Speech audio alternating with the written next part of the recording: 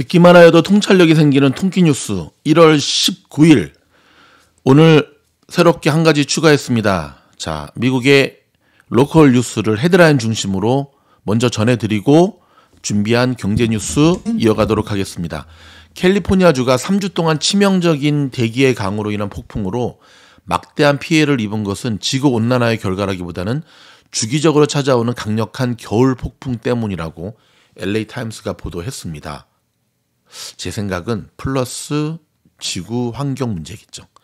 자, LA시와 카운티 태거 유예 조치가 이달 말로 종료되는 가운데 태거와 소송이 줄을 이을 것으로 예상이 되는데요. 정부 차원의 지원책이 또다시 논의되고 있지만 대혼란은 불가피할 전망입니다. 이런 가운데 LA 카운티에서는 다시금 태거 유예 조치를 할 수 있는 법안을 상정한다는 소식이 나오고 있는데 문득 그런 생각이 들었습니다. 사회 약자를 보호해줘야 되는 것 당연한 건데요. 그것을 악용하는 사람도 좀 문제고요. 또 한편으로는 건물주 좋은 시절은 다 끝났구나. 건물주 좋은 시절은 다 끝났구나. 라는 생각이 들었습니다. 이번 코로나 이후로 사실 건물을 소유한 건물주들은 랜로드들이죠. 이 도움과 보호의 사각지대에 놓여 있는 것만은 사실이거든요. 뭐 있는 자들이 좀 더 이럴 때 양보해야 된다 그러는데 진짜 슈퍼리치들은 또 아니라는 데 문제가 있는 거죠. 자, 2020년 3월 4일부터 2021년 말까지의 전기, 수도, 가스 등 유틸리티 비용을 미납한 캘리포니아 일부 주민들은 캘리포니아 연체료 지불 프로그램 KAPP를 통해 자동적으로 구제를 받을 수 있게 되었습니다. 아, 참 좋은 나라입니다, 미국. 그쵸? 근데 굉장히 오래된 어떤 그 모습을 이제서야 또 통과가 된 것도 참 상징적인 모습이죠. 지난주 신규 실업상 청구 건수가 19만 건으로 떨어졌습니다. 오늘 이제 발표가 됐었잖아요. 전주에 20만 5천 건에서 1만 5천 건이 줄었고 전망치 21만 4천 건보다도 크게 줄어 여전히 강한 노동시장을 보여주고 있습니다.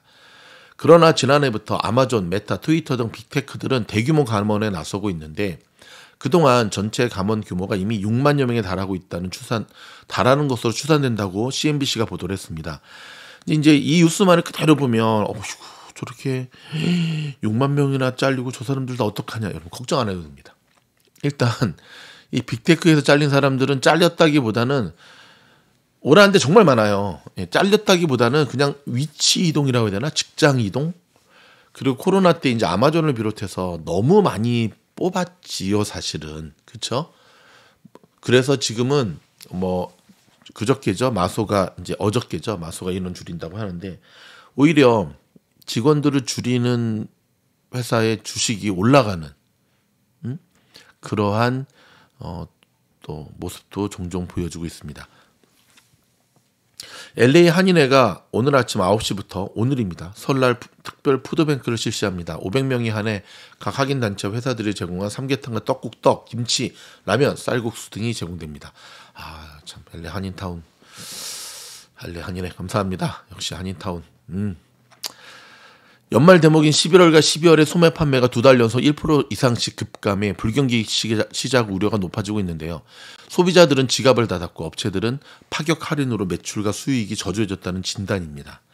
한국도 비상이지만 미국도 초비상입니다. 특별히 한인들이 운영하는 스몰 비즈니스들은 직격탄을 맞고 있는 분위기입니다. 주택시장 지수가 모기지 금리 하락으로 1년 만에 깜짝 반등세로 돌아섰다고 합니다. 모기지 금리가 6.17%까지 떨어져 올해 안에 주택시장이 회복될 것이라는 기대감이 커지고 있는데요. 택도 없는 소리 하지 마시고 그냥 주식시장에서의 데드캣 바운스 정도로 이해하시면 됩니다. LA시 의회가 캐런 베스 시장의 노숙자 문제 해결을 위한 긴급자금 5천만 달러 지원을 승인했습니다. 비상사태 선포 이후 긴급 자금까지 신속 투입되면서 노숙자 대책 추진에 보다 탄력이 붙게 되었습니다. 이 노숙자 문제는 참 어려운 것 같아요. 사회 약자를 돌봐야 되는 것은 그 사회가 짊어져야 될 당연한 책임인데 문제는 노숙자들의 상당 부분들이 노숙자의 삶을 청산할 생각이 별로 없어 보인다는 거죠. 지역경찰과 연방수사기관들이 한국 포함 전 세계 20여 개국으로 보내고 있는 송금 기록을 집중 추적하고 있는 것으로 드러나 무분별한 이용과 개인 프라이버시 침해 논란을 사고 있습니다. 할 일이 없나 봅니다. 한국에선 나흘간의 설 연휴가 시작됐습니다. 3년 만에 거리두기 없는 명절에 세계 각국이 입국 규제를 풀면서 해외로 여행을 나가는 사람들이 지난 설보다 수십 배가 늘었습니다. 제가 어저께 뉴스를 보니까 제주도에서 제주도민들에게 제주도에 있는 골프장을 이용할 때 조금 할인 혜택을 주기로 했답니다. 그 이유가 뭐냐면 사람들이 동남아 쪽으로 골프 치러 많이 가니까. 역으로 말하면은요. 좀 이제 저는 그런 게 참 안타까워요. 특히 한국의 그 뭐 골프뿐만 아니라 뭐 관광 유원지라고 해야 되나요? 뭐 그러니까 좀 자국민을 봉으로 한다 그래야 되나? 진작 좀 할인하지. 에이, 나쁜 사람들. 같은 한국 사람들끼리 도와주려고 하도 그냥 그런 모습 보면 정말 그저 속상하죠. 네. 중국 인구 감소가 현실화되고 경제 성장도 둔화되면서 미국과 같은 세계 최강국으로 올라서겠다는 중국의 목표 달성에도 차질이 생기며 국제 질서의 파장을 불러일으킬 수 있다는 분석이 나왔는데요. 미국과 같은 세계 최강국으로는 죽었다 깨도 못 일어나겠죠. 단지 돈이 많다라고 하는 것만으로 최강국이 될 수는 없습니다. 저는 이 모럴 레벨, 모럴 도덕적 수준이 참 중요하다고 생각하는데 중국 사람들 다는 아니겠지만 돈 많은 사람들은 참 많이 봤는데요. 돈 많고 젠틀한 친구들은 정말 극소수로 봤거든요. 이게 문제입니다, 요즘. 얼바인에도 여러분 산책하다 보면 꼭 절대 귀에다 대고 전화를 안 합니다. 전자배 때문에 그런지 모를까. 그러면 에어팟을 좀 끼든지 아니면 헤드셋을 끼든지 절대 그런 거 안 하죠. 그냥 스피커폰 탁 틀어놓고 통화를 하는 건지 방송을 듣는 건지 그냥 스피커폰을 들어 옆 사람한테 방해를 하는 건지 뭐 산책할 때도 그러고 매장에서도 그렇고 또 그네들의 그 말소리가 왜 이렇게 좀 노이즈 섞이고 크고 시끄럽고 막 근데 보면은 공통점이 하나 있는데요. 주변 사람들에 대한 배려가 전혀 없다는 거예요. 그래서 싫어해요. 일단 넘어가서 우크라이나에 미국은 탱크를 제외한 장갑차 지원을, 영국은 탱크와 장갑차를 함께 지원하겠다는 계획을 발표하면서 서방국들 사이에서 우크라이나 지원 방안을 놓고 온도차가 벌어지고 있습니다. 한편 이러한 서방국들의 우크라이나 지원 강화에 대해 러시아는 핵 보유국이 재래식 전쟁에서 패배할 경우 핵 전쟁이 촉발될 수 있다며 또다시 핵 위협에 시동을 걸고 나섰습니다. 자, 여러분 지금 보고 계신 요 사진이 뭔지 아십니까? 이게 레인트 더 치킨이라는 뜻인데요. 저도 어저께 코스코 가가지고 계란 코너에 봤더니 계란이 없어요. 제가 사진 찍어 왔는데 별도 영상으로 제가 한번 올려드릴게요. 자, 생활비를 감당하기 힘들어하는 중산층이 점점 많아지고 있다고 조사가 되고 있는데요. 인플레이션 둔화 조짐이 나타나고 있긴 하지만 실제 이 생활 현장에서 느끼기에는 턱없이 부족하고 갈 길이 멉니다. 가정을 위한 재정 서비스 업체 프리메리카가 지난달 12월 7일부터 12일까지 연소득 3만에서 10만 가구 사이의 성인 1,200명을 대상으로 조사를 벌여 그 결과를 이번에 발표했는데 조사 결과 전체 4분의 3에 가까운 72%의 중산층 가정이 소득이 생활비를 못 따라가고 있다고 대답을 했습니다. 1년 전 조사 당시에는 이 비율이 68%였는데요. 4포인트가 더 많아진 겁니다. 인플레이션 둔화에 이어 경기 침체 조짐이 우려되는 가운데 앞으로 재정적으로 준비해야 한다는 중산층이 점점 많아졌는데요. 자, 그럼 이게 뭐냐? 이름 그대로 닭을 빌려주는 서비스입니다. 여러분 미국에서 요즘 조류독감 때문에 계란인지 이게 금란인지 그쵸? 물론 이제 랄프스 마켓 이런 데 가보면 계란 코너에 계란이 있더라고요. 근데 되게 비싸고 또 프리미엄 계란이라고 계란에 금가루를 뿌렸나? 자, 이런 그대로 닭을 빌려주는 서비스를 제공하는 회사인데요. 요즘 계란 가격이 워낙 급등이 부담이 되니까 소비자들이 계란을 좀 덜 사 먹거나 비싼 가격에 다른 방법 없을까 알아본다면서 팍스 11이 어제 이 회사에서 제공하는 서비스에 대해 보도를 했습니다. 근데 이런 서비스가 전국적으로 관심을 끈다는 내용인데요. 그러니까 직접 닭을 길러서 계란을 사 먹지 않고 기른 닭에서 닭을 얻는다는 겁니다. 근데 여러분, 이게 닭 키우는 게 쉬운 일인가? 저처럼 서울 촌놈은 더더욱. 근데 이 업체에서 와가지고요, 저렇게 닭장을 설치를 해준답니다. 뒷마당에. 그리고 대체로 알을 낳을 수 있는 2마리 또는 4마리의 닭을 최고 6개월까지 빌려준답니다. 자, 가격이 궁금하시죠? 자, 일단 LA의 경우에는